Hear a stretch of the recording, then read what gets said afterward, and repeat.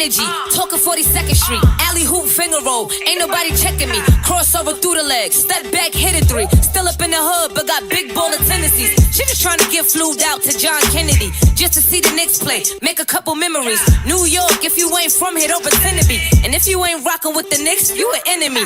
Yeah, look at us, whole city is wild. This is New York, why y'all ever counted us out? Any game we attend, yeah, we taking it now. Fast break on the court, all up and down. Lead a garden in the pigsty, yeah, we get it on this side. Bacon, egg, and cheese, or the lobster mac with the ribeye. Either way, we winning the overtime if we get tired. Get it with the team, yeah, that's just something we live by. Hey, yo, first quarter in, we gon' turn it up. Gotta warm up first, then we taking it dub. By the third quarter in, no, they ain't catching up. Gotta stay in the lead before that shot clock buzz. If the Knicks get a win, we gon' do it again. Make the finals once before, we gon' do it again. Bounce back in the fourth, we gon' do it again. It's been a while since the chip, but we gon' do it again, yeah. Yo, put your hands up. If you rockin' with the Knicks, put your hands up. Yo, put your hands up. If you from New York, put your hands up. Yo, look, put your hands up.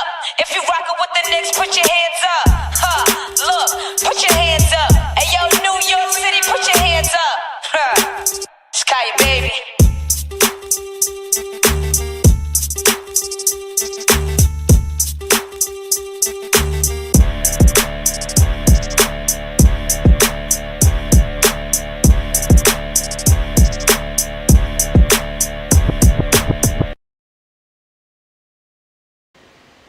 What up, what up, what's going on? It's your boy Bishop D-Lo. We're here, you're there. It's the Church Guys Sports Show podcast for today, Tuesday, what is today's date? Today is the 12th of August, 2025. We're here, you're there, ready to talk some sports with you. A lot going on in the sports world as we have entered what are known as the dog days of summer.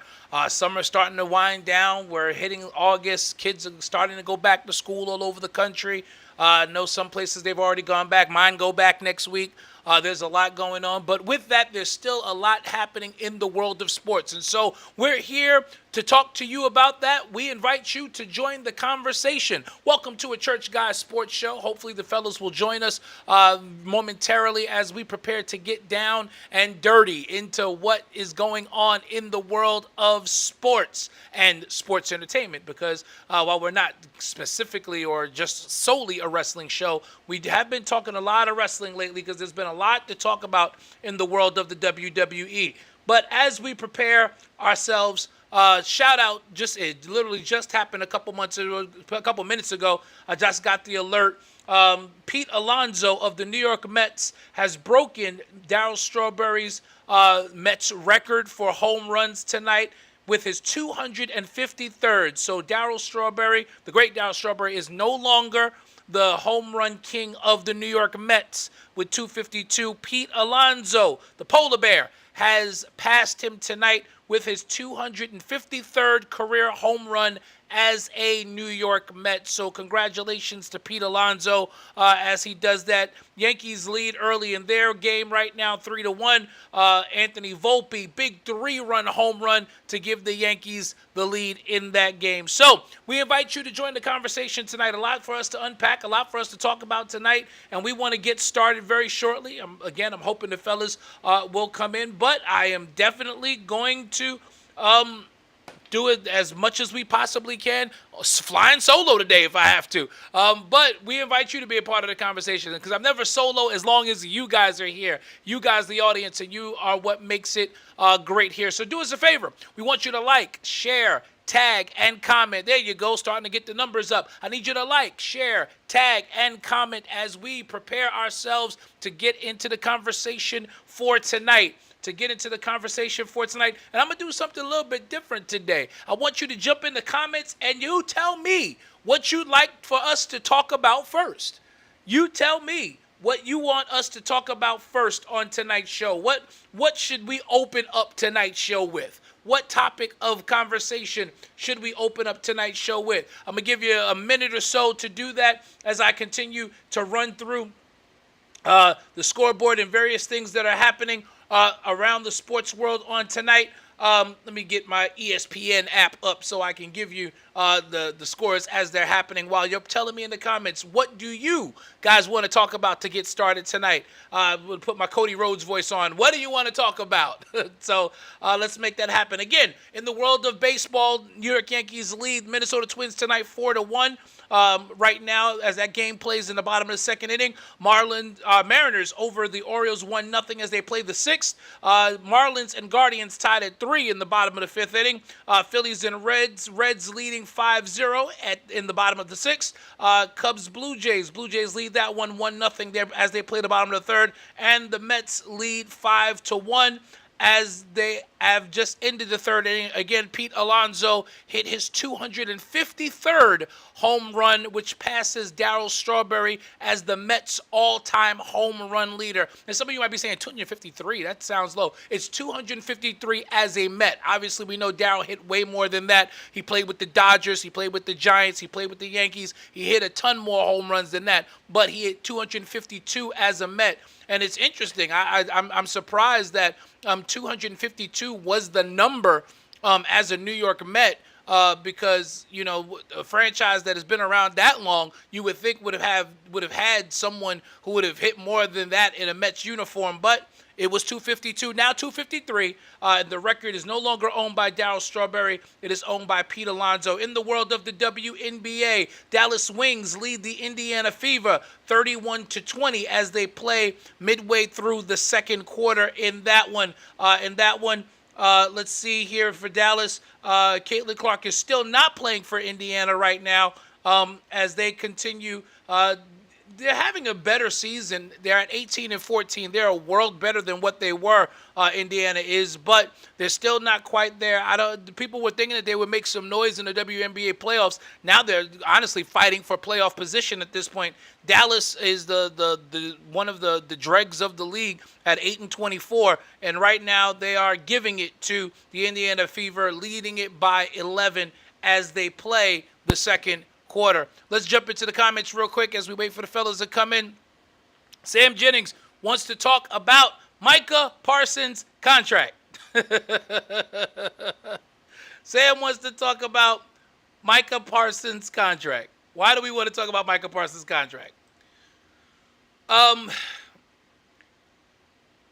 Micah Parsons, for those of you who are under a rock, is holding out right now with the Dallas Cowboys. He has actually also made a trade demand. He does not want to play in Dallas. He feels like he deserves a raise.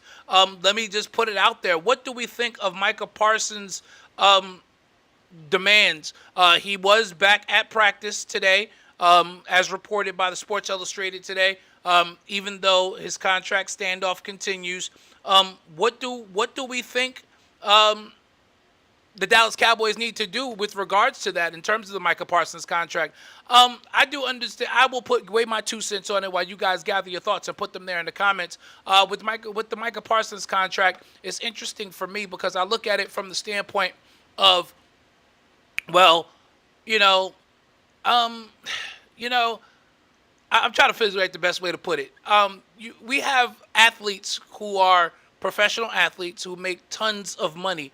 So the idea of it being a holdout, if that makes sense, the idea of a holdout kind of is nuts to me with the amount of money people like Micah Parsons makes. And I'm not begrudging them making as much money as they possibly can.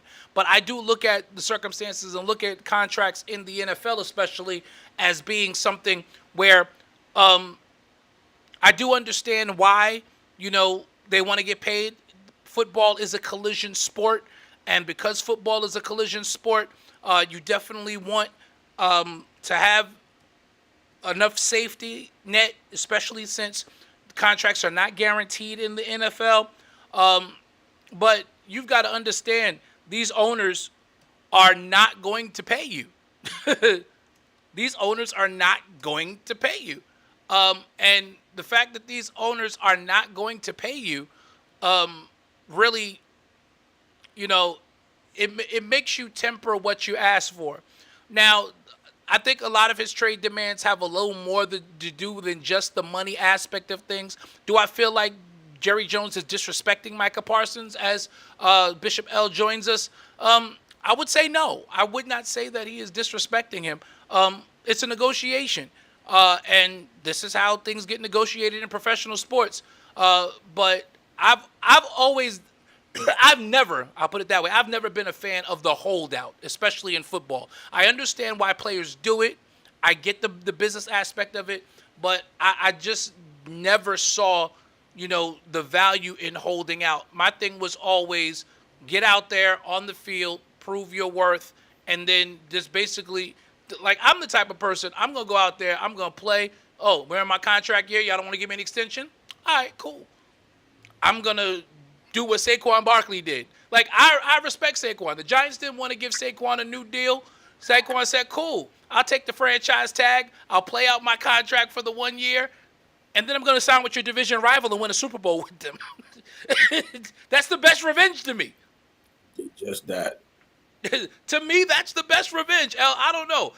Sam Jennings, I let the viewers decide what they wanted to start the conversation about tonight. And the first thing that came up was Micah Parsons' contract. But that's always been my take with contract holdouts. I just think you get out there, you prove your worth, and then you go sign with the division rival and win a Super Bowl. Saquon Barkley did it perfectly. He did it perfectly. In that order. I'm not a Cowboy fan, so I haven't been looking at this. Come on, we are news media. You gotta follow everything. I know that's the hard part sometimes. Because I agree. Because when it first started, I'm gonna be real with you, El. When it first started, I was like, I don't care about this. But I knew that we were going to have viewers who would want to talk about it. And because I knew we had viewers that wanted to talk about it, I had to make sure that I was up on game and at least was able to talk about it. Let me fix my light. My light went out over here. My lights went out. Cowboys.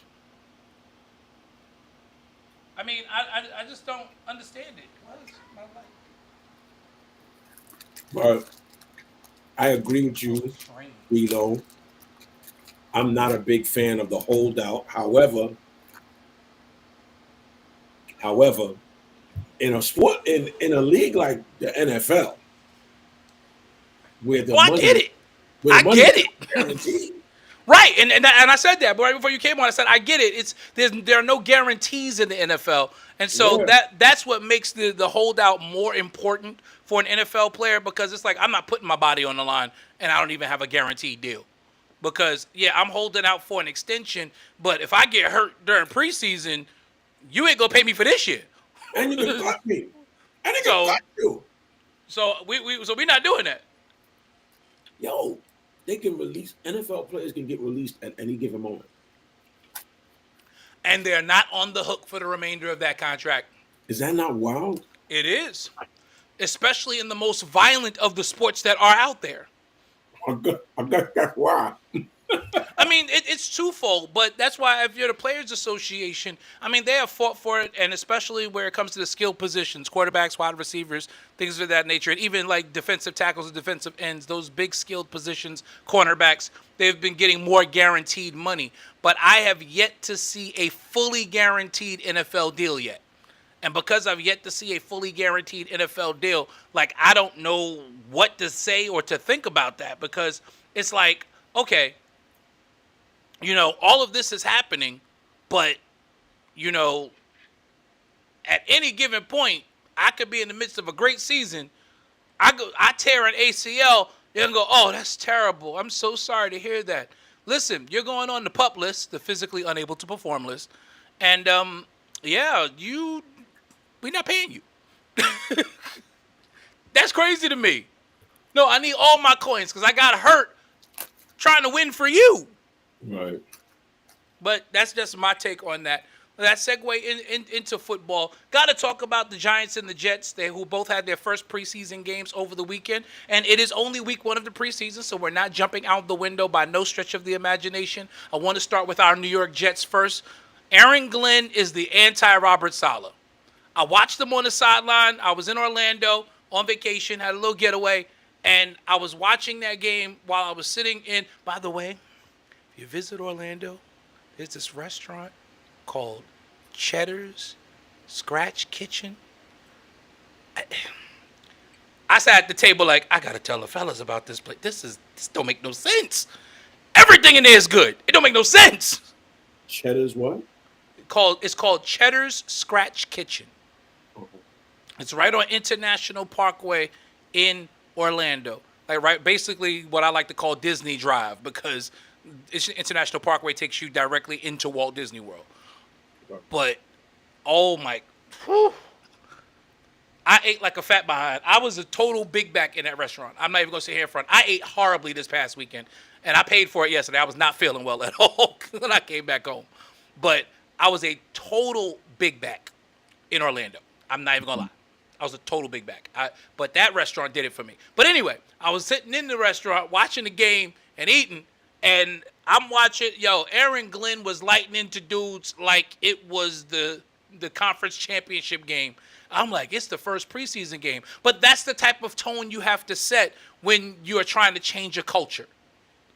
And I respected it. Like, he was getting in his first teamer's face when they messed up, when they missed the play. But you could see there was a respect level that they have for him. Like, there was no talking back. There was no attitudes. Body language wasn't bad, And listen, they smacked around a really good Green Bay Packer team, a Packer team that many are expecting to win their division.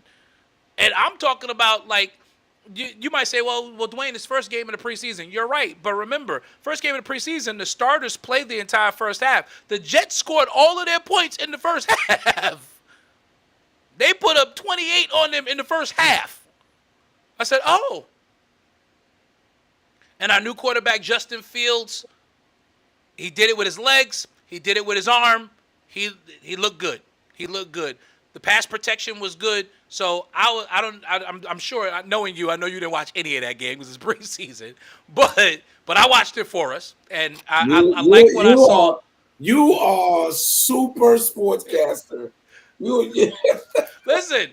I'm trying to monetize this thing, so I gotta be well versed on this stuff. Here's the thing, because normally, I would have been doing the same thing, but I'm dealing with Community Day. It's driving me insane. Oh, no, I absolutely understand. By the way, we're going to talk about it a little bit more, but y'all get ready. Glory Tabernacle, y'all in Brooklyn. Community Day is coming up next week. Next week. Not next week. I'm sorry, this week. We're in the week. I keep forgetting we're in the week. The weekend threw me off. So we're in. It's Tuesday. Saturday. Community Day is Saturday. Bishop Butler will give y'all more information as we get later in the broadcast, so stick around so he can talk about Community Day. Come out to 474 Ralph Avenue in Brooklyn and hang out with Glory Tabernacle for Community Day. It's going to be giveaways. It's going to be love in the community. It's going to be some music. It's going to be fun. I think LB might spit some bars. You never know. So, you definitely want to go out there and definitely support Glory Tabernacle's Community Day, the Glory Church, Glory Tabernacle, whatever it's called this week. But we're going to support Glory's Community Day on Saturday. Wait, we have settled on. You settled on the name? Yes. On the official name now? Glory Tabernacle / the Glory Church. Okay, so you just combined them. All right. Glory Tabernacle, the Glory Church. And I thought he was going to say something like the Cathedral at Glory, and I would have got mad, but that's another conversation. No, I don't. I know what you're going to say, and I agree with you. I agree with you 100%. This is why my church is still called Living Water Christian Center and not the Living Water Christian Cathedral and all of that. I could do it, but no. I document, like, ecclesiastical documents. Oh yeah, that you have to do that, right? Weddings or baby christenings or yes, or stuff that comes from the office of the bishop. That is usually letterhead, the Glory Cathedral.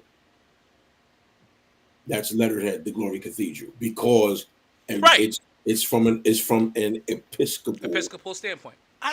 You don't have to. Oh, I'm sorry. You're explaining it to the audience. Yes, I'm explaining it to the audience. For those of you who are trying to figure out why his church got 3 names. But it's all good. Listen, three Only names one are name. not. It's only one name at the I bank was getting ready to go there. That's The it. bank account is one name, and that name is Glory Tabernacle. So if you want to write a check of donation for our Glory Tabernacle. Write it to Glory Tabernacle. And listen, they can have 15 names. There's only one power. And I'm gonna leave it. I'm not even gonna do it. We're not gonna do that on this live today. We're not gonna do it. We're not gonna do it. But that's because I've been dealing with Community Day and it's coming together, man. We'll talk about it later. Yeah. But the Giants and Jets did look very, very good. Both of them. Giants looked really, really good. Jackson Dart was very, very serviceable. The Giant defense still needs some work. They gave up way too many points. Again, preseason game 1. But they were defensively, they were the antithesis of the Jet defense. The Jet defense looked like they were in midseason form. The Giant defense, not so much. I saw some highlights. And the Jet defense looked like they was going to be a war. Yeah, they like they were in midseason form. But Aaron Glenn is a defensive mind. He was a great cornerback for the Jets. He was a great cornerback later on in his career for the Patriots. Won some Super Bowls. Aaron Glenn paved the way for Revis Island. Mm-hmm. That's correct. You're absolutely right. Aaron Glenn was my guy before Darrelle Revis. So you're absolutely right. I was mad when he defected and went to New England. But it goes back to that Michael Parsons situation. He did exactly what you're supposed to do. He said, "Oh, y'all don't want to pay me? Cool. I'm going to play out my contract. I'm going to go sign with your division rival and win the Super Bowl." And that's what he did. Now he's the coach. And now he came back as the conquering hero, and he's our head coach. And man, he looked like, I wish we had a coach like him in the dugout for the Yankees right now. Yeah, we're gonna get to that as well. There's a lot to unpack there as well. We're gonna get to that. Because I wish I had permission to use it, but I can't. Because some of the Yankee people that I follow on TikTok, there's been some amazing takes about what's going on in the Bronx, and I'm going to share some of them. I think Michael Kay has finally turned the corner on. Oh, he's pissed. Because you got to remember, Kay is a Yankee fan first. So he's like, at this point, he's like, F this professional stuff. Like, y'all, what is happening here? Mm-hmm. What's going on? What is this? Okay. So again, that's Jets and Giants news. We hope that that those trends continue. And again, I like what I'm seeing so far. Like again, it was one preseason game, but I like the tone that Aaron Glenn has set in the Jet camp and in that locker room. You can already see the difference in demeanor between last year and this year. And because last year the quarterback was running the team and it was a free-for-all. And if you were one of his buddies, you got away with murder. I can see now that Aaron Glenn is holding everyone to the same standard. And that's what you need. That's what you need. And listen, the AFC East is wide open. Yes, Buffalo is still the prohibitive favorite because they brought back everybody, but even they got smacked around in their opener this past week. I think Buffalo's window is closing. They haven't gotten over the hump yet, and I think their window is closing. Some people, I got a hot take. I think Kansas City's window is closing.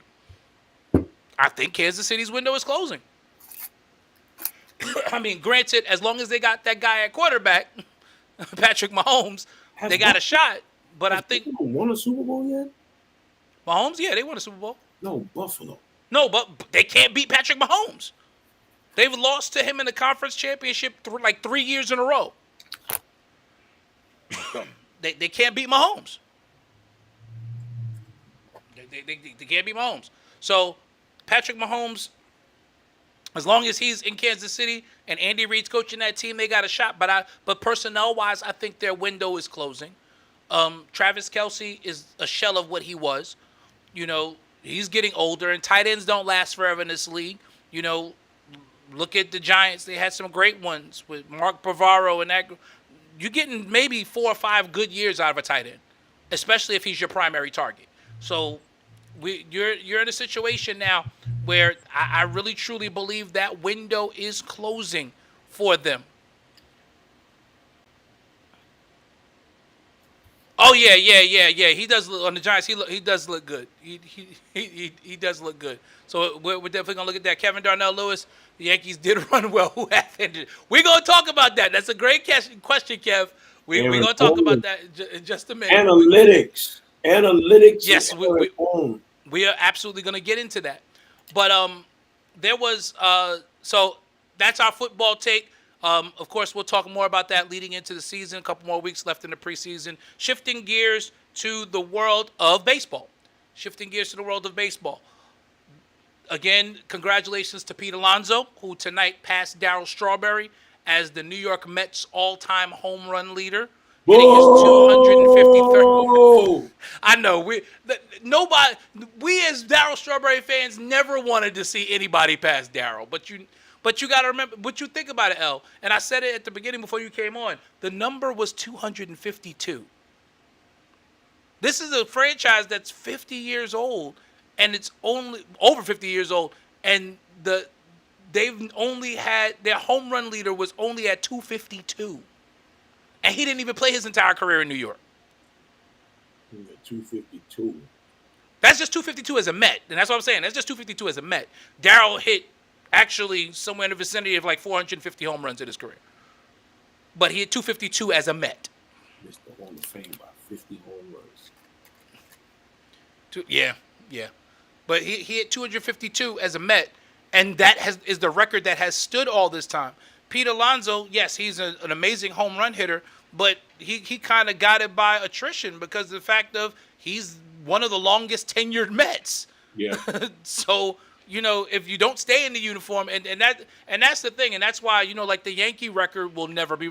Aaron Judge, as great as he is, he's still got a long way to go to catch Gehrig. Because all those home runs. But Garrett is the leader. No, as a Yankee, it's Ruth still, actually. It's Ruth, right. Ruth hits like 600 and something as a Yankee. Oh, God. So he's still got a long way to go to catch Ruth. Just for the Yankee all-time leader. Well, it's going to happen. I don't know. It's going to happen. I don't know. Where's he at now? He's at 3. He's at 3 now. But that means he's going to have to average, and it's highly unlikely because remember he's already over 30. So the likelihood of him averaging 30 home runs a season for the next 10 years, you might get it for 5. Unless you go hang out with Barry Bonds for a couple of summers. Listen, Bonds was on a podcast a couple weeks ago. I saw the clip, and they asked him, "You still can hit a fastball?" He said, "Yeah, still hit a fastball." No, his exact words were, "Gone." Yeah. His exact words was "gone." He was like, if a 95 mile, he was like, "Gone. It's out of here." And that's scary to me that Barry Bonds can still hit a fastball at 60 years old. I don't believe him.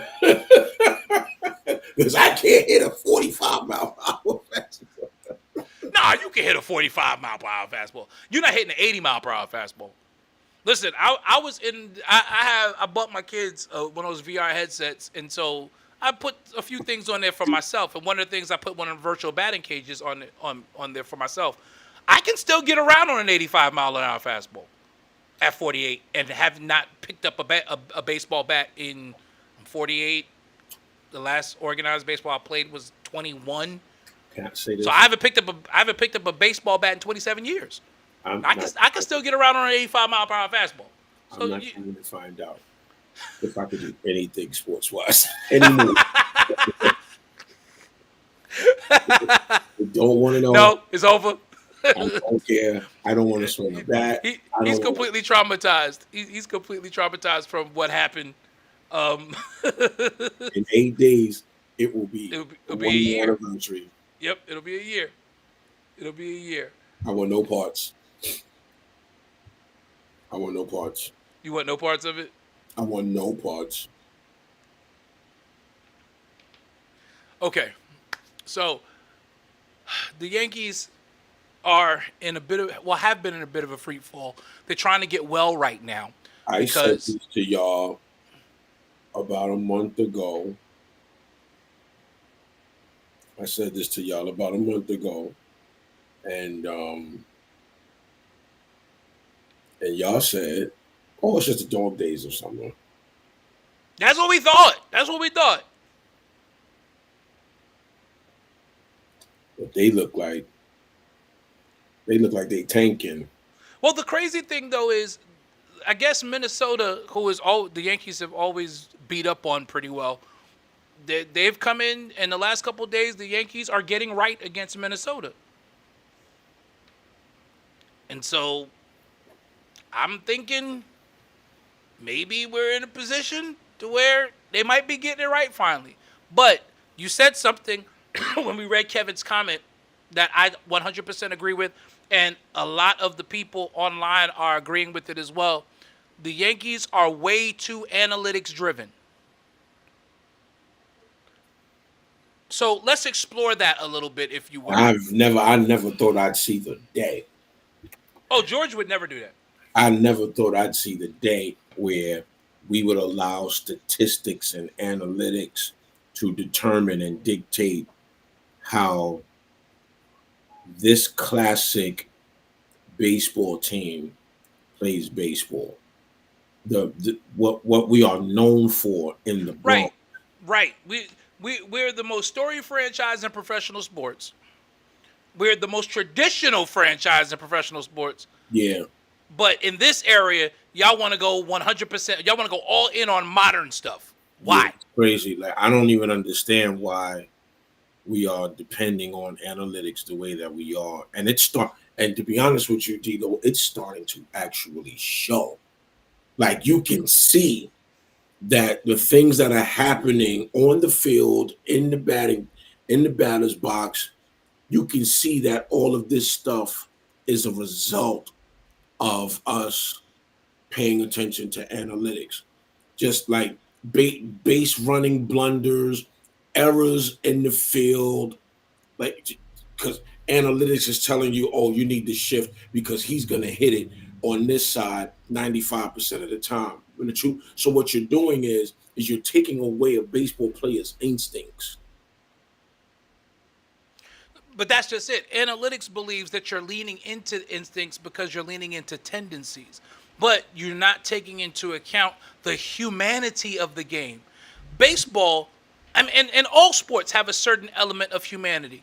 But when you think about it, and I think you'll agree with this because you play basketball, you watch football as well, but especially football and basketball, you can be a little more analytics driven. You can be.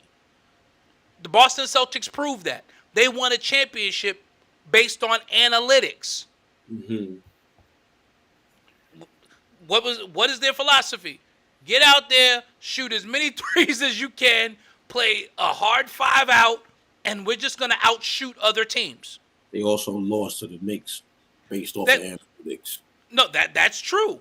Because, again, there's still the human element, and all things still have to come back to their base. Yeah. But let's be real. They won that championship analytically. They also lost this year analytically. The Yankee problem, at least in my estimation, is the fact that baseball, to me, is the one game where you cannot be solely analytic driven. And I can say this because I played the game at a high level. I know what it's like to be in a batter's box facing a pitcher who's throwing a ball at 80, 90 miles an hour at you and having to react to that in a split-second timing. I know what it is to be on base and have to make a decision on knowing who's behind the plate, what the pitcher's tendencies are throwing, and trying to make a decision on whether or not I'm going to try to steal a base, because I also have to decide that based upon who's up hitting, because how they pitch who's up hitting is going to determine whether or not I've got a better chance at a steal or not. There are too many human moving parts for a baseball team to be solely analytic driven, because there are too many human factors that factor into the game. What you do is you just, after every pitch, go to the dugout and say, okay. After timeout, What's he going to the dugout for? I got to find out what the paper says on what I I gotta should see do. what the analytics say. It's so stupid. It's so stupid. It's stupid. And I think I think it's dumb. I think they should take it out altogether. Stop. I hate these instant replays in baseball. Oh, they take forever. They're worse than the instant replay in baseball. I thought nothing was worse than NBA instant replay. Major League Baseball instant replay is worse than NBA instant replay. I feel like they have stained the game of baseball, and I am a baseball fan. I'm probably more of a baseball fan than I am a basketball fan, actually. Okay. And I hate what they've done to baseball. It's just terrible. It's terrible. The most exciting thing about baseball now, without the analytics, is the home run derby. Because you ain't going on analytics with that. You can't. But it was funny. Like I think I sent it to y'all before we came on. David Justice was on All the Smoke. And like he's just been airing everything. He talked about Halle. He talked about that. I didn't know Halle Berry proposed to him. I said, "Oh my, what?" Yes, you did. David Justice. My goodness. I knew that. I didn't know that. I did not know that. I didn't know that Halle Berry proposed to David Justice when he was with the Braves. I remember that. I remember when they got married, but I didn't know that it was him. It was her that proposed to him. That I did not know. I remember when they got married, but anyway, one of the things that he said, he was talking about his time with Cleveland and being a teammate of Manny Ramirez. Those of us from New York, so El, I know you know this because he's from our era as well, and Washington Heights. You know, Manny played for, obviously, his high school, George Washington, but he also played during the summer. We played in the same circles in the summer with our Sandlot leagues. He played for Youth Service, which is based out of Brighton Beach in Brooklyn. I played for the Bonnies, which was based out of Flatbush in Brooklyn. So I used to see Manny all the time.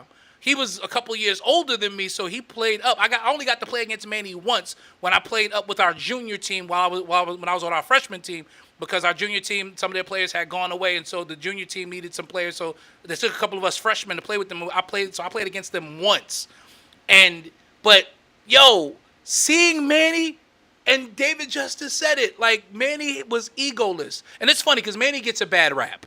Manny gets a bad rap because Manny was just nonchalant. But David Justice said he was like one of the coolest dudes ever and one of the most egoless players. Like they asked him, were you good in high school? He was like, I was all right. He's like, the dude was player of the year in New York. And David Justice made a bit. He was player of the year in New York. Think about that. You know the amount of athletes that he was player of the year in New York, of all places. True statement. Because I remember when he was player of the year in New York. He used to tear the ball off, tear the cover off the ball, even in. He hit 17 home runs in his senior year of high school. That's weird. 17. And he was not on steroids. Right. It's a shame he's not in the Hall. That's completely political because Manny should be in the Hall. But that's another conversation. They're connecting and tying that entire era together now. And because Manny was hitting 400-foot bombs in high school. Because I saw it with my own two eyes. He was hitting 400-foot bombs in high school. He wasn't on no steroids. You don't put Manny in there. And I believe Manny. Did Manny ever test positive? I don't think he did. I don't believe he did. I don't recall Manny. I'm going to have to look that up, but I don't think Manny had a positive test. Poppy did. Yes, Poppy Ortiz did. And he's in the Hall of Fame.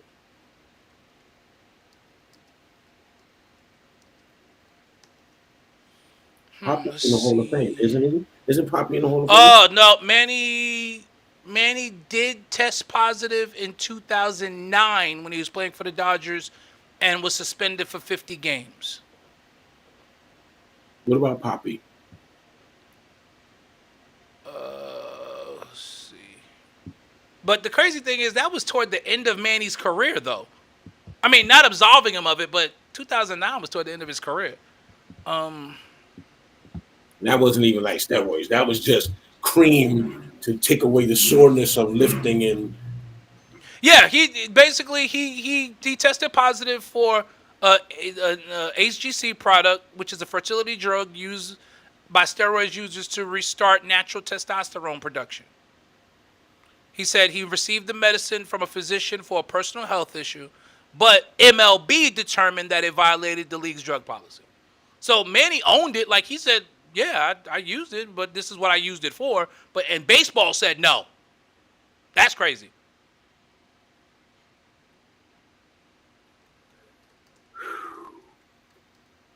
That's crazy.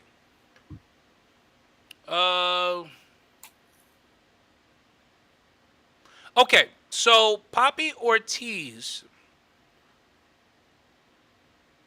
has publicly denied using steroids and actually does not have a PED positive test. However, he was in the Mitchell report. He was one of the 100 players listed in the Mitchell report. So Poppy falls into the category of Roger Clemens and Barry Bonds. People who have no positive tests, but found themselves in the Mitchell report. It was good to see Roger Clemens at Old Timers Day. That was nice. That was nice. Oh, got it. Prayers up for the Reverend Mariano Rivera. Stupid. I know that hurt your heart too. I started to call you when it happened. Like you're not gonna believe that. Dumb. I mean, he looked good out there, man. They took the game away from the Old Timers Day. For that reason. And then the first year you bring it back. Of all people, the first year you bring it back, a core 4 member? Not just a core 4 member who is the only unanimous Hall of Famer in Major League Baseball history. It's like you injured like the face of baseball. Like what are you doing? Man's gonna be limping for the rest of his life, yo. I hate it, yo. I hate it. But it was good. I mean, back to the Yankees, yo. They're stepping up the joint, and I'm calling for Brian Cashman's job and Aaron Boone's job. I think both of them. The entire. At this point, it's everybody. One of the other things I came across was, and this goes back to 2019. Didi Gregorius, former Yankee shortstop, as we know, who played with us in the mid 20 teens up till 2019, was rehabbing an injury.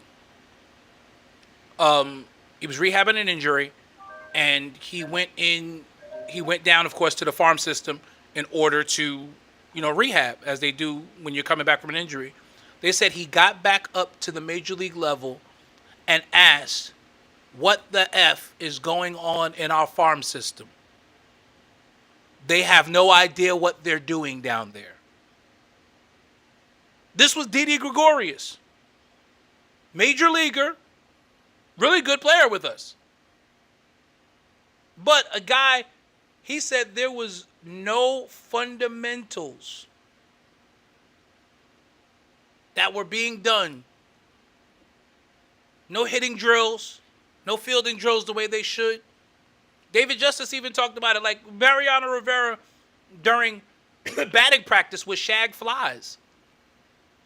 They're not doing that. Everybody's all concerned with hitting and launch angles and exit velocity and all this other nonsense. But you're not teaching guys how to hit. And one of the first things I was taught as a hitter was when you swing the bat to stay through the ball. And when you stay through the ball, you follow all the way through. Now it's just about trying to get a lift and get a launch to try to hit a home run. I hate it. You and me both, bro. I think society has ruined sports as we know it. They've taken away sports and they've taken away arts, music and arts in the schools. It's just, you know what? This cancel culture is...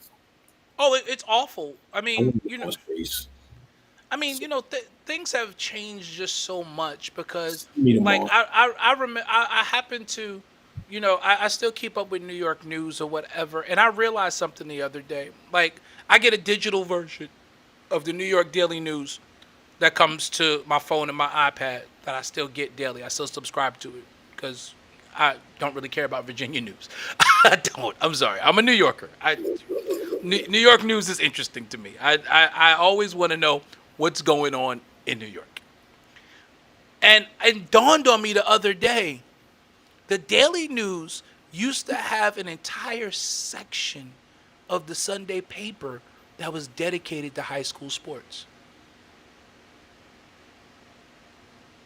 And I said, I haven't seen that section in years. Cool. Years. It's cool. Because in when we were coming up, getting in the paper was a big deal.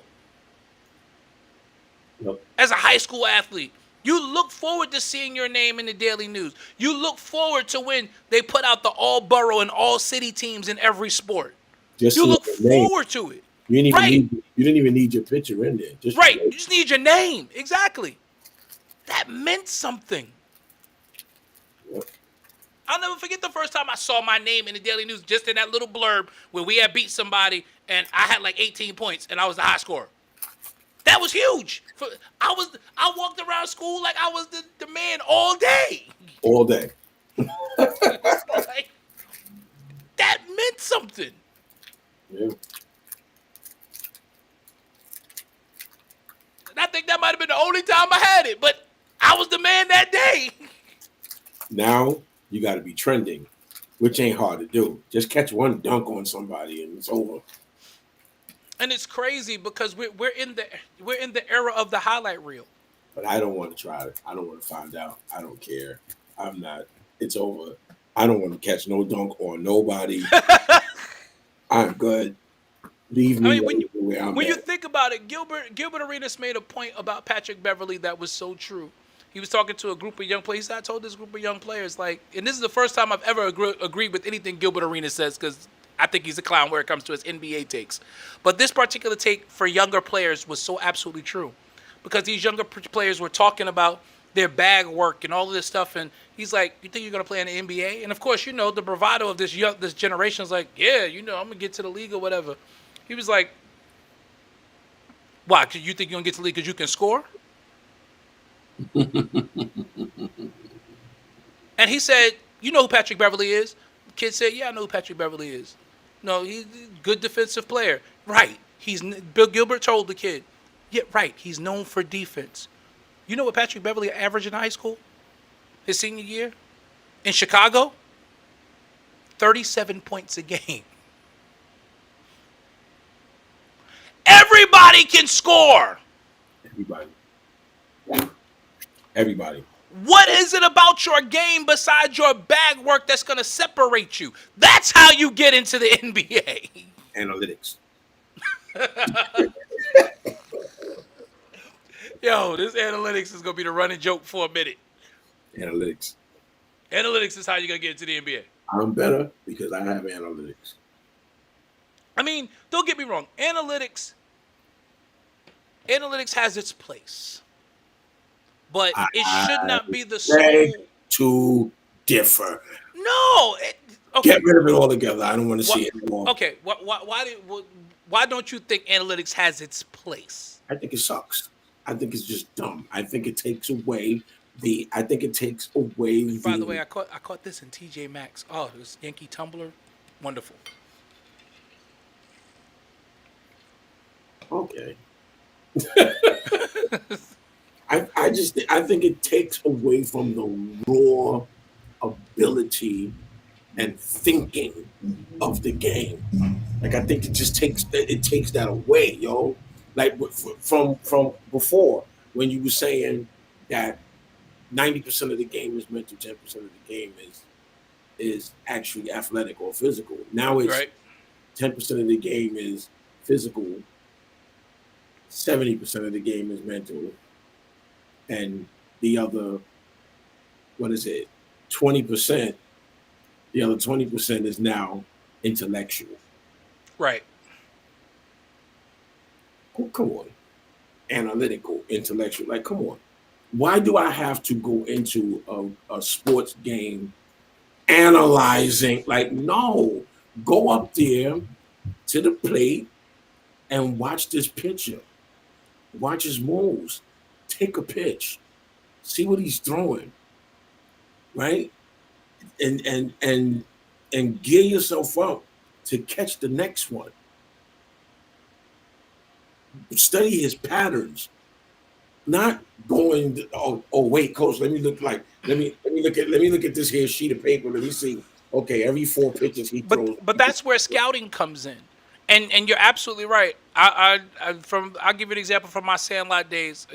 I mentioned the freshman team I played on in Sandlot, playing during the summer with the Bonnies. We were playing in the double ABC playoffs for a chance to go to the World Series. Game 1, we were playing against a team from Connecticut. I'd never seen this team before. So I've got there you go. I have no analytics on this team whatsoever. But because, again, the human feel, because I played the game long enough, I was our team's leadoff hitter. I'm the first guy up. Top of the first inning. I'm the first guy up. I had learned that at our age, they taught pitchers, listen, you want to get that first one over to the first batter, because most of the time coaches are going to have them taking that first strike. And our team was no different. Blessings, Bishop Heflin. Our team was no different. I'm standing outside the batter's box looking down the third base line to my coach. He's giving me the sign. He gives me the take sign. I called timeout and walked up the third base line to him. I'll never forget it. Jose Castro, little Puerto Rican dude. He was like, what's the matter, Dwayne? I said, Coach, they throw me fastballs down the middle first pitch of the game because they want to get one over. Let me swing away. He's like, you sure? I said, Yeah, I'm sure. positive. I've never been more sure of anything. He said, all right. I went back, looked down for the sign. He gave me the swing away sign. Stepped into the box. First pitch fastball down the middle. I hit it over the left field fence. And as I'm rounding second base, I looked at him like this. I told you. And he just chuckled because he was like, yo, that's not analytics. That's a feel for the game. That's understanding the moment. I don't need a piece of paper to tell me how to react in a moment. And I was 14 years old when I did that. Why can't these professionals who are 25, why do they need a piece of paper to tell them when to swing? When to lay down a bunt? If you see an outfielder's playing you to pull, how to wait a pitch, let it get deep, and go the other way. They used to teach us how to do that. How to go the other way with a pitch. Hit the ball to right field if you're a right-handed hitter. And not pull it. They used to teach it. They used to teach it. Teach it. Because these were nuances of the game. We didn't depend on analytics. You had to have a feel for the moment. I said it before, I'm going to say it again. There is too many human elements involved in the game of baseball to rely solely on analytics in order to be able to play the game effectively. Listen, they went to everybody's following this Billy Beane Moneyball trend.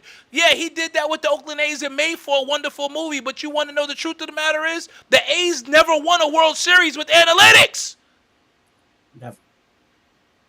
Yeah, Billy Beane did some wonderful things with Moneyball, but they never won. And at the end of the day, it's supposed to be about winning.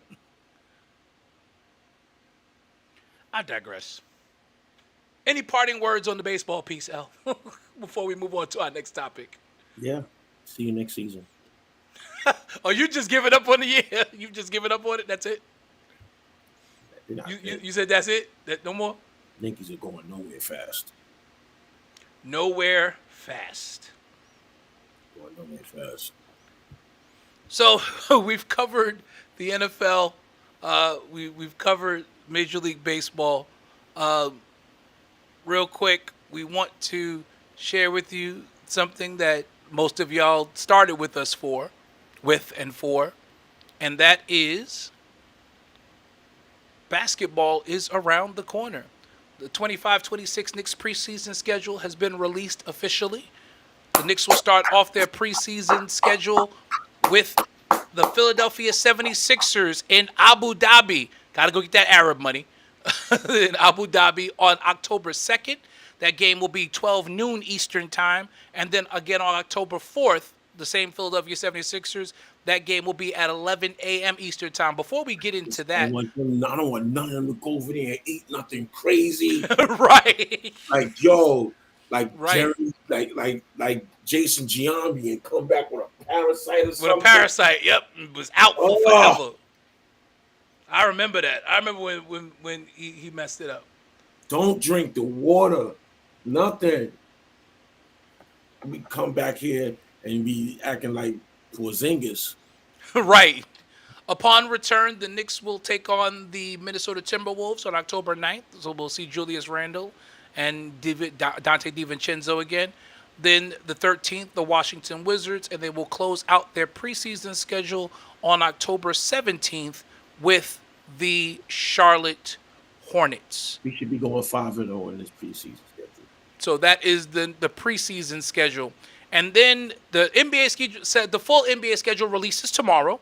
We will have information on that. Hey, Keisha, what did you miss? We talked the Yankees already, and we talked NFL preseason. So you missed a lot already. You've already missed a lot. And then ESPN, NBA tip-off week. Now, this is the ESPN opening.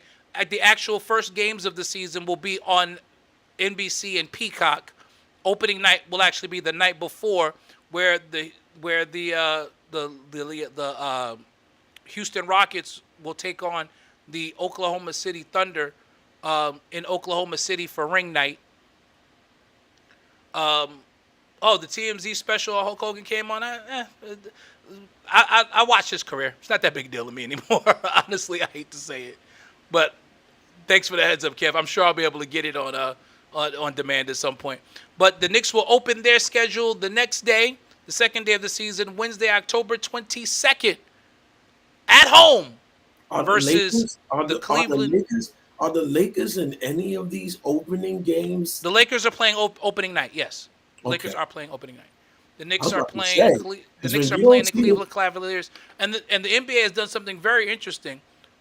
The Knicks Cavs are featured on the opening week, and they're featured as the first game on Christmas Day, which tells me the league thinks there's going to be a 2-horse race in the Eastern Conference, because that's how the league works. The league, they put the Knicks and Cavs only play 4 times. 2 of those games are nationally televised. We better, yo. Keisha said I didn't miss nothing. The Yankees are pissing me off. Listen, they're winning. They're about to sweep the Twins. If they hold on to the 5-1 lead that they have right now, they're about to sweep the Twins. But so we talked about that. But you got to get rid of the analytics. So basketball is coming back. The Knicks are still looking to fill that last roster spot. Oh yes, Bishop Eflin, I almost forgot. You are our Cavs guys, so definitely we'll be talking on that Wednesday as we play each other October 22nd to open the season for each other. Knicks and Cavaliers from Madison Square Garden. That's gonna be fun. But the league feels like it's gonna be a 2-horse race in the Eastern Conference, and I can't say that I disagree. I don't think that there are any dark horses when you think about it. Orlando's gonna be better, but again, I don't know that they're ready to take that next step yet. Milwaukee's in the toilet. Philly, we're not even thinking about. Did you hear the latest on Embiid? No. His knee will likely not be ready for the beginning of the season again. Yes. Listen, some might say it was karma for what he did to Mitchell Robinson. I want him to feel it for a long time. I want it to be so bad that he has to retire. Listen, somebody said the other day, like, at what point do we say, all right, that's it? Because Embiid is, and one of us said it during the season. It might have been J-Mac. I wish he was here. J-Mac, I think it was J-Mac that said it. I don't think Embiid is ever going to be healthy again. I don't think Embiid is ever going to be healthy again. He's I not. I think he's done. I'm happy about this. I mean, it's terrible to say that we're happy about it, but No, it's you know, not. he's such a polarizing figure that, you know, it's crazy. I did, Keisha. Yeah, I see your comment to Kevin. I saw the interview that Brooke Hogan did with TMZ. It was ugly. It was very ugly. It was bad, but you know, hey, Yeah, I got a flight to catch in the morning. you got a flight to get. Where you headed now? Chicago. Chicago. What's going on in Chicago? Bishop Walker's convocation.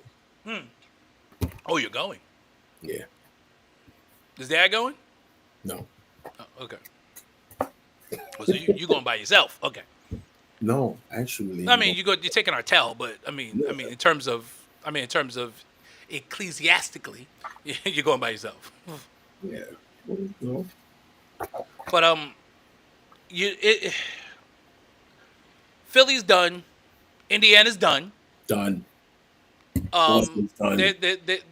Because you might say, well, Indiana's done. Yeah, they're without Halliburton. And listen, please, let's not diminish the loss of Miles Turner. That's big for them. Oh, you wasn't paying attention. Miles Turner. Huge. Oh no, Miles Turner signed with Milwaukee. I just forgot. Yeah. Ooh. That's huge. Indiana's done. Is Rick Carlisle good enough to keep them competitive? Yes. But they're not going to make any noise, I don't think. Yes, Keisha, Boston's done. Boston has blown their team up. Boston's done. They're in rebuild mode. Yeah, because Kristaps is gone, right? Yep, Kristaps is gone. Drew Holiday is gone. They're not bringing back Al Horford. They done. So it's a two-horse race in the Eastern Conference. It's the Knicks and the Cavaliers. And if the Knicks and Miami's not even in the equation, Keisha. You're right. Miami's not even in the equation. Miami's in straight rebuild right now. Miami's in straight rebuild. So and Milwaukee, yes, they have Giannis, but you know, Pat didn't do freaking jack with my team. Listen, the league is changing, Keisha. And this is what we have to understand. The cachet that guys like Pat Riley have with us, this next generation don't care about Pat Riley and his rings. They don't. They don't care about a winning culture. It's a sad day for basketball. Show me the money. Yep, that's it. Well, I said Orlando is. I think Orlando's going to be good, but I don't know if they're ready to take that next step. I don't know if Orlando's quite ready to take that next step. And they did trade away Cole Anthony, who was a huge spark off their bench.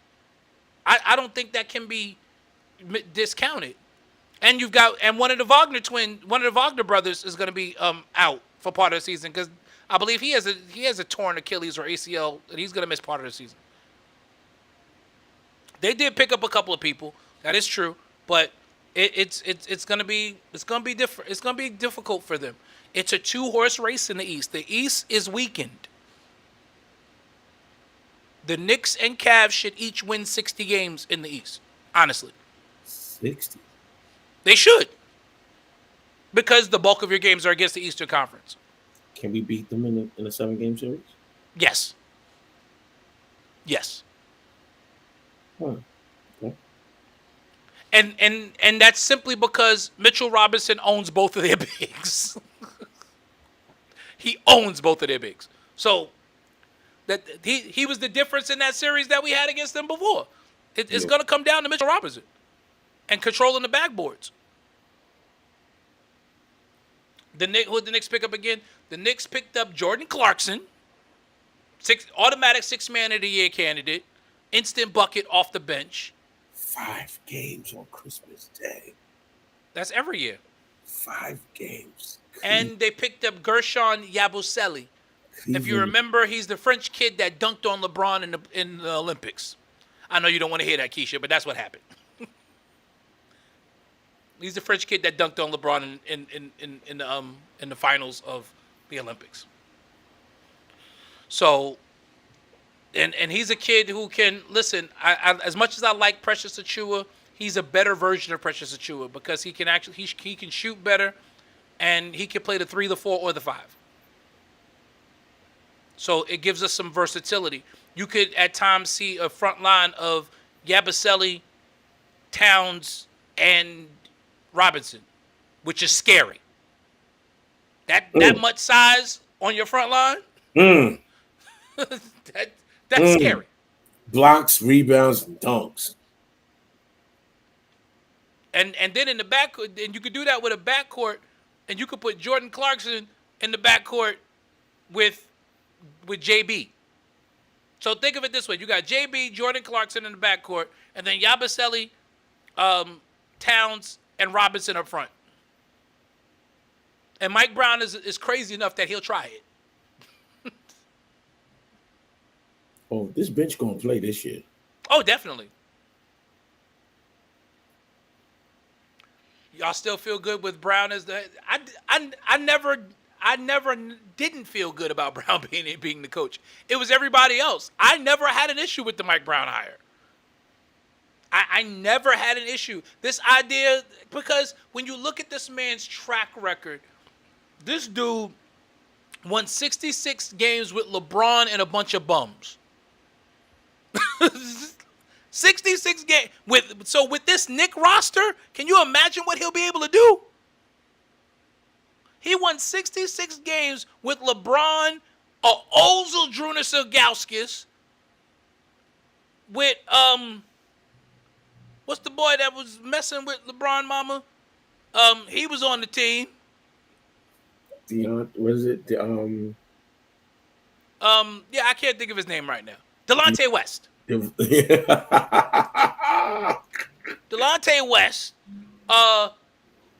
Who else was on the team? One of our broadcasters was on that team. One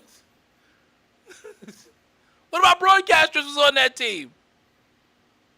Wally Zerbiak. Yeah. He won 66 games with that team. You can't tell me he can't do better than that with this Knick roster. I totally forgot about Tibbs not being it. It is forgettable, isn't it? I'm not even gonna say that else. So glad. Thank you, Lord. Y'all stop. El gonna go up in tongues in a minute. You don't understand. You don't understand, brother. You don't understand. Yes, Keisha, it's big facts right now. Even though they said he has, you got to understand how media works, Keisha, is and this is the gift and the curse of media. Media has the ability to spin a narrative in the direction that they want to spin it in. So you can cast Mike Brown as similar to Thibodeau in that early in his career, he was that hardline, rigid, I don't change kind of coach. But if you watch Brown his last several stops, he's not been that guy. He's always been a defense-first guy. That's true. But you're talking about a guy also who has 4 championships as an assistant. And we're not talking about no far back assistant, second row assistant. 4 championships as a lead assistant. 4. Again, he took a Cavs team with LeBron and nobody else after they did not make the playoffs the year before. Won 66 games and led them to the conference finals where they ran out of gas against Dwight Howard, who was otherworldly, and the Orlando Magic. Didn't he take that team to the finals too? They went to the finals the next year. With Brown? With Brown, yes, with Brown. They went to the finals the next year. Got beat up by Tim Duncan and them boys. Well, yeah, then they got beat up. But you can see the progress.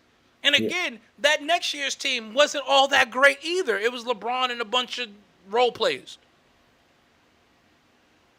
And absolutely, he knows how to play the bench. and it's going to be different. He could have went far with the last. Listen, that Sacramento team, again, the Sacramento team, the interesting thing about the Knicks, the dynamic of the New York Knicks, is that in terms of players, this group of players is actually very much anti this generation, if that makes sense. Whereas you have a generation of players who are all about themselves, from contracts to the way they talk about each other to what they did together on the court with Thibodeau as the coach and not teaching them anything. This is a team that truly does play for each other still. This is a team that prides themselves on defensive stops still. They won that Boston series with defense. Games 1 and 2 were won because Mikal Bridges played out of this world defense on the final plays of games. You don't see that. Listen, they did a poll of the top 10 defensive plays last season. Mikal Bridges was number 1 and number 2 in that Boston series. We're gonna get a different Mikal Bridges this year. I promise you. I was driving today, and I said, just out of nowhere, I said, I think this is gonna be a breakout season for Mikal Bridges this year. Absolutely. I really feel that. I really feel like this is gonna be a breakout year for him.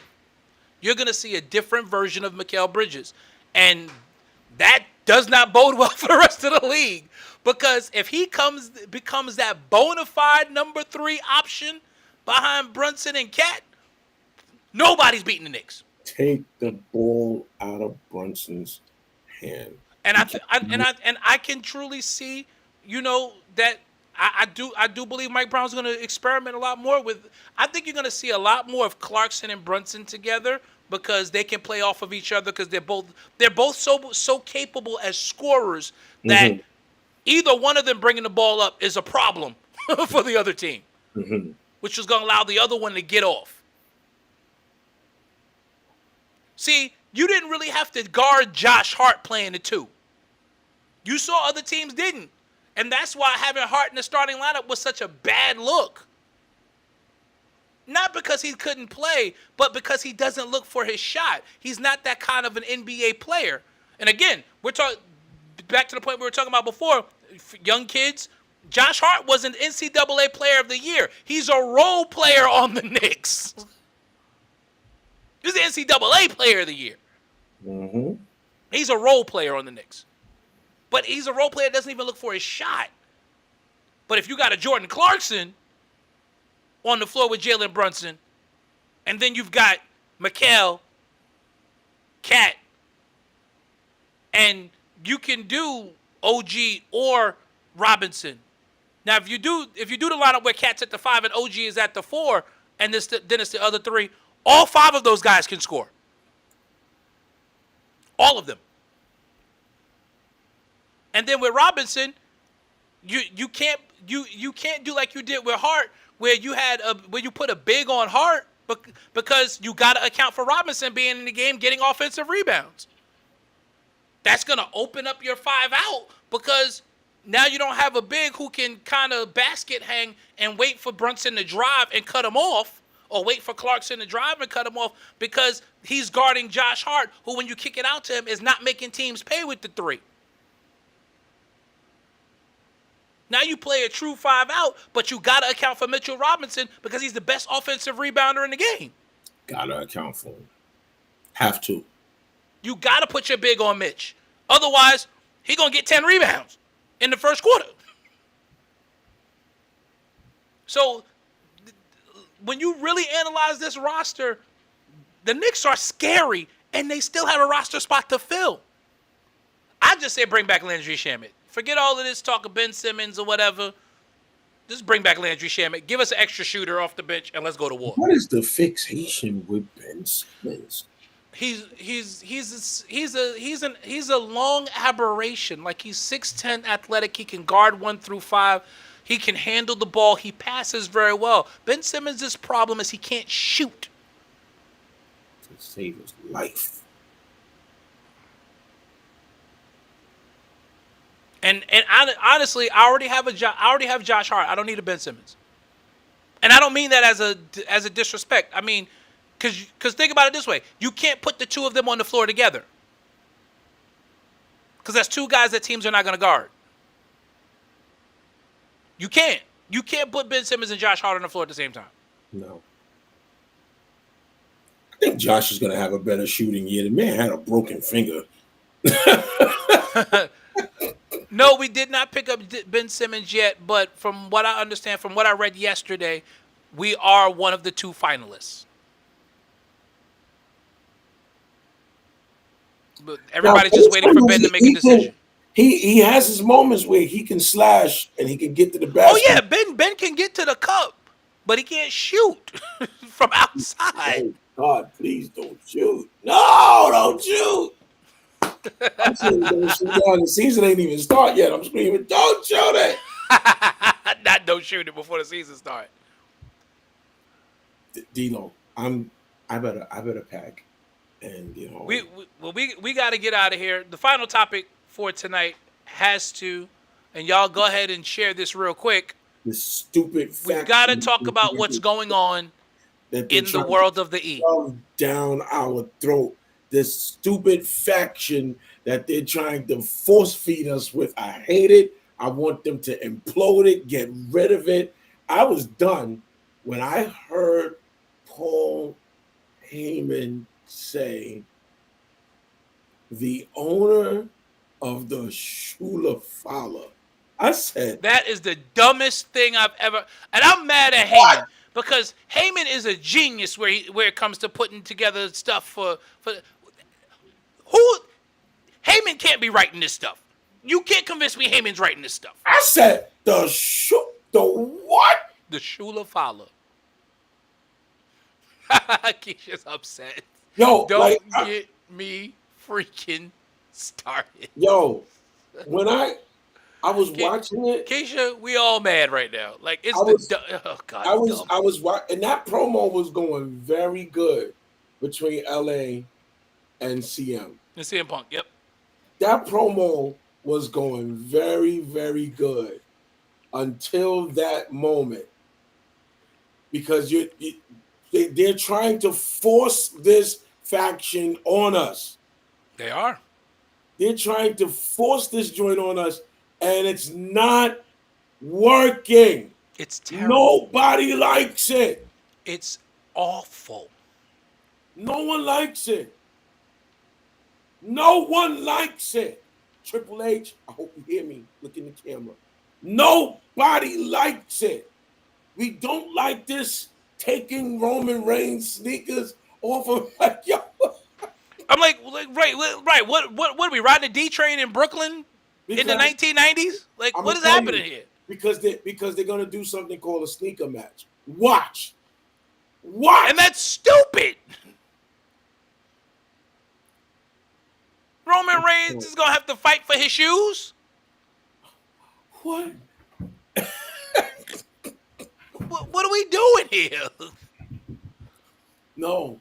Oh yeah, I saw that today. The WWE, the fans are hot. That IG page is the people are mad. Like, what is this? They need to scrap this, yo. They really need to scrap this. Where's Kevin at? Because Kevin, I would love to hear his opinion, and J Mac. I would love to hear their opinion. What, like, this faction is hard. I've never seen it. J Mac agreed. J Mac was supposed to be on because I responded on Keisha's post last night that I said, nope, we're gonna talk about it tomorrow. Meet it today. J Mac was like, yep, I can't wait. So J Mac's supposed to be here right now. He might have got caught up.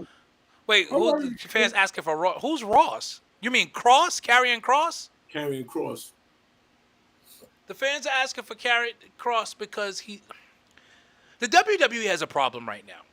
And I think part of it, here's my hot take, I think Triple H's ego has gone to his head. I think he started out hot. He couldn't miss. Everything he was doing was working. And he's like, I'm the man now. I got this. I know what I'm doing. I'm a genius. And I'm just going to take y'all along for the ride. I'll just throw macaroni at the wall, throw noodles at the wall, and see what sticks. Now you playing with our emotions. It's terrible. And so now we're looking at a WWE right now to where the guy in charge, as much as we hated Vince's booking late in his life, or later in his life, he's still alive, later in his life, as he got older, this is right now is proving to be 10 times worse than anything Vince ever did. It's horrible, man. And this is the man that gave us Doink the Clown. And this is 10 times worse than anything. This is the man who gave us, who had to have a storyline shot down when his daughter was pregnant, and he wanted to do a storyline where he was the father of his daughter's baby. I can't get off of this. What is the name of that faction again? The Vision.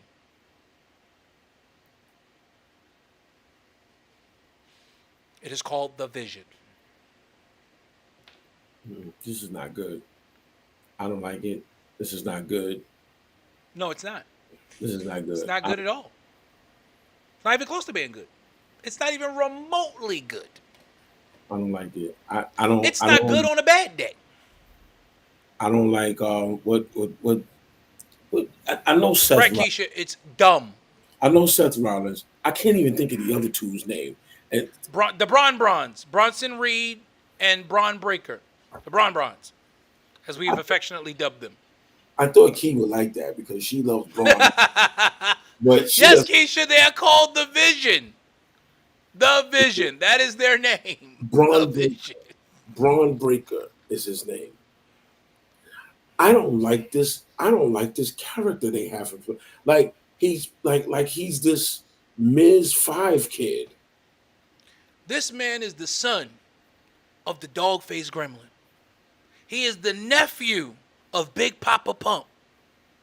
And this is what you're doing with him? Y'all didn't think about that, did you? This kid there is legendary blood running through his veins. No. Let's talk about the Shulafala. I don't want to talk about the Shulafala. That has got to be the dumbest gimmick in the history of WWE. And again, Vince gave us Doink the Clown. When he said that, when he said it, I picked up this remote control and I said, boop. I hit Hulu and I started binge watching. Keisha said, nah, I didn't flow at all with her. What, calling them the Bronze? It's just, the Bronze, the Shula. It's terrible. It's The Vision. It's terrible. But this man is taking sneakers off of Roman Reigns every chance he get. I don't get it. Bishop Eflin said, I hate that they gave this man the belt. Bishop, me too. Me too. It's going down the drain. I never thought I'd say it, but Triple H is bring Vince back. We were worried about John Cena talking about he wanted to ruin wrestling. Triple H is ruining wrestling. And someone said something online today that I disagree with because they said, Triple H is booking like not. Oh my, Keisha, don't you start again? I don't even know why you let that go up on the screen. Keisha. AJ Lee will hurt you. That's his wife. Former Divas champion. I wouldn't put myself in that. So, thank you. Leave AJ Lee, his husband, alone. You finished? Okay, you finished. Good. But yes, the fact that he is carrying 2 pairs of sneakers around on his neck. Like this is 1992 in Brooklyn, outside of George Westinghouse High School. He's carrying 2 pairs of sneakers around his neck. Around his neck. Shoelaces around his neck. And this thing is like really like it's supposed to be. Is this really supposed to go over with us? And Keisha, and somebody said that as well on TikTok today. And lately on Raw, it's been the same ending every week. It comes down to it, and Seth Rollins ends with stomping somebody in the head, and the Vision stand over them, and it's just, don't get me wrong, they're trying to force feed us with this faction. They are. And don't get me wrong, I like Seth Rollins. I do. I think he's an amazing wrestler. He does amazing work in the ring. I think he can handle himself well on the microphone. I don't think he needed Paul Heyman. But I feel like if you wanted to do something with him and Paul Heyman, you could and make it and just let them roll. You didn't need to break. Bronson Reed and Braun Breaker don't add anything to this. Number one, you're trying to build them into stars. I get it, and I'm absolutely fine with that. But you don't build them into stars, number one, by putting with someone who, number one, overshadows them by light years by himself. Secondly, neither of them are good on the mic. And it's not even like you're using Paul Heyman in his best capacity, which is to... The reason why Paul Heyman and Brock Lesnar worked so well was the fact that Paul Heyman, the advocate for Brock Lesnar, spoke for him. Because we knew Brock couldn't talk. So every week, Brock would come out and be menacing, and Paul Heyman would sell the match. But you don't even have him doing that with the Vision. And again, not that Seth needs that, he doesn't. But if you wanted to put Paul Heyman, that's why when when we thought that the injury was real and legitimate, I said, oh, this might be good for the Braun Bronze because Paul Heyman's gonna have to sell them to us, and he's great at that. The faked injury, man. I'm not even. We got 2 more minutes. I'm going to pack. I'm going. I'm out of here. I got it. Y'all done pissed L off to the point where he didn't want to talk about it no more. I'll see y'all next Tuesday. Goodbye. See, y'all done made L leave. Yes, Keisha, I don't like how they've done Jey Uso as well. And, you know, them and Adam Pearce making this match for Clash in Paris. There's nothing really happening. I wanted L to stay because I wanted to get his thoughts briefly on the fact that Naomi could not wrestle last night.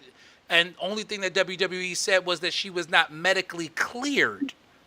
So the rumor mill is spinning that Naomi, our women's world champion, may be with child.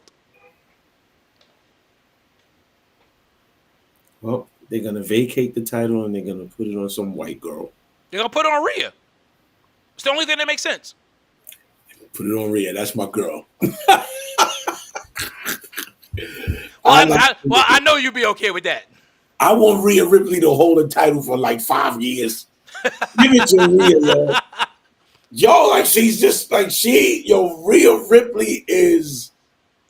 I want them now that, but here, if that is the case, feel me on this. If I was booking WWE, now that you've had Jade lose to Tiffany Stratton, which was stupid, which we all agree made no sense. The only way to quickly rebuild Jade, move her to Raw, put the strap on Rhea, and put her in a feud with Rhea. That would be fun. Because they are two of the biggest and most athletic women in that division. On Raw or SmackDown. A Jade Rhea feud could be a lot of fun. Yeah, Bayley's definitely going heel. Bayley's that promo she did last night was fantastic.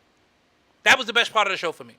Her promo was excellent because she recounted her entire time in getting to where she is now, where again she feels like she's losing herself. So yeah, I think Bayley's going heel, but I think Rhea Jade feud for the Women's World Championship, if Naomi is indeed pregnant and has to vacate.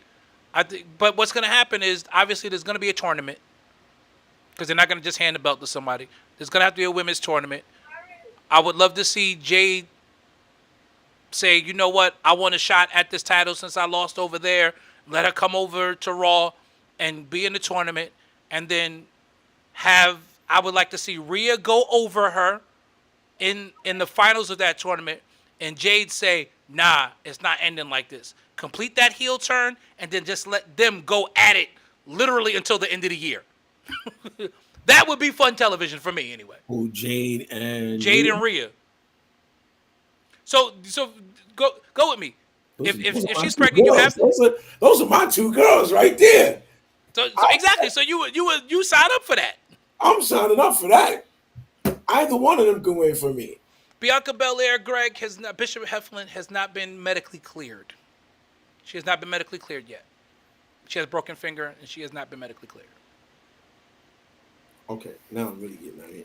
Well, that's just it, Keisha. Elle's got to go catch a flight. I'm going to finish up the show. But no, Keisha, Naomi, if she is pregnant, she's not going to fight. So she would have to vacate the title. She would have to vacate the title. Much in the way when Becky Lynch got pregnant while she was a title holder, she had to vacate the title. But in that case, they just handed it over to Asuka. But I think in order to build this one effectively, they would need to have a tournament.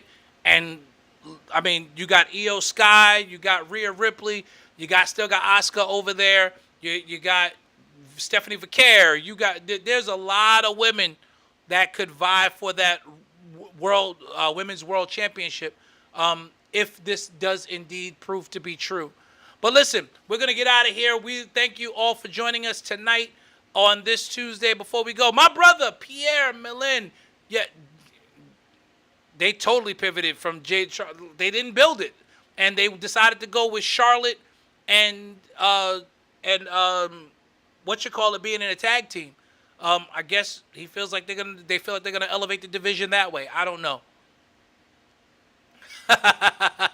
He's always traveling somewhere like he's a bishop in the Lord's church, Keisha. That's his job to travel.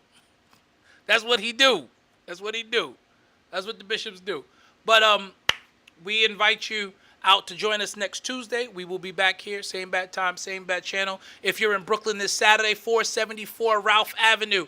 The Glory Church will be in their community day. You do want to join them. If you're in the Richmond, Virginia area this week, join me Wednesday through Saturday at 4800 North Bailey Bridge Road for Empowerment Church's Holy Convocation. Bishop Tiny Lucas Wednesday night, Cody Mason on Thursday, and Anthony Walker from Petersburg on Friday.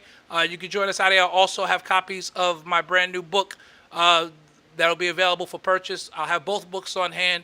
The newer book is $12. The first book is $10. If you buy them together, you get both books for $20. So if you're in Richmond, join me down there. Oh, L came back. Community Day, Saturday. I closed down Ralph Avenue. You know that's big because that's a bus route. I rerouted 3 buses. You know that's huge. On a Saturday. On a Saturday. He rerouted 3 buses on a Saturday. You about to break the internet soon? Oh, you got the paperwork. Yep, there it is. You about to break the internet soon? Just an FYI. What you about to do, Keisha? Text me. Tell me what you about to do. Is it that thing that you and I had discussed before? If it is, text me and let me know I'm right. But y'all join us. Y'all join Bishop L on Saturday, 474 Ralph Avenue. Now I'm going to Pack for Real. I see y'all. 474 Ralph Avenue. Get out there for Community Day. If you are in Brooklyn, Bronx, Queens, Staten Island, Harlem, come on down to Brooklyn. Hang out for Community Day on Saturday. Free food.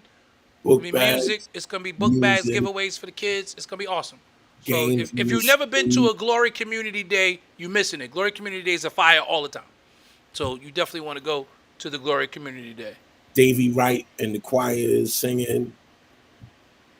Kyle Butler and the Yeah, that's what we discussed, Keisha. That's what we discussed. So we waiting for that. We waiting for that. Because you and I discussed how that's supposed to happen. So we gonna make that happen. You got a couple of things happening. I'll probably give a little sermonette. If they talk to my management, maybe I'll rap. They got to talk to you. So you got to talk to yourself? Mm-hmm. Okay. So, like, they got to talk to you, the bishop, and you, the management. I don't know how that works exactly, but okay. You're not sure either. I hear voices. On that note, thank y'all for joining us. Next Tuesday night, 8 o'clock, same bat time, same bat channel. Holla. We'll see you then. Yo, this is the state of emergency. Check. I need all my Knicks fans right now to grab your jerseys, your popcorn, your sodas, whatever you gotta do to get ready for this game. I don't care if you're a cheerleader, an athlete, a couch potato. We're here to restore the field. Matter of fact, can you say it from New York what I say from New York? Hey yo, let's go now. Hey yo, I bring that New York energy. Talking 42nd Street, alley hoop finger roll. Ain't nobody checking me. Crossover through the legs, step back, hit a three. Still up in the hood, but got big baller tendencies. She just trying to get flued out to John Kennedy, just to see the Knicks play, make a couple memories. New York, if you ain't from here, don't pretend to be. And if you ain't rocking with the Knicks, you an enemy. Yeah, look at us, whole city is wild. This is New York, why y'all ever counted us out? Any game we attend, yeah, we taking it now. Fast break on the court, all up and down. Lead a garden in the pigsty, yeah, we get it on this side. Bacon, egg, and cheese, or the lobster mac with the ribeye. Either way, we winning the overtime if we get tired. Get it with the team, yeah, that's just something we live by. Hey, yo, first quarter in, we gon' turn it up. Gotta warm up first, then we taking it dub.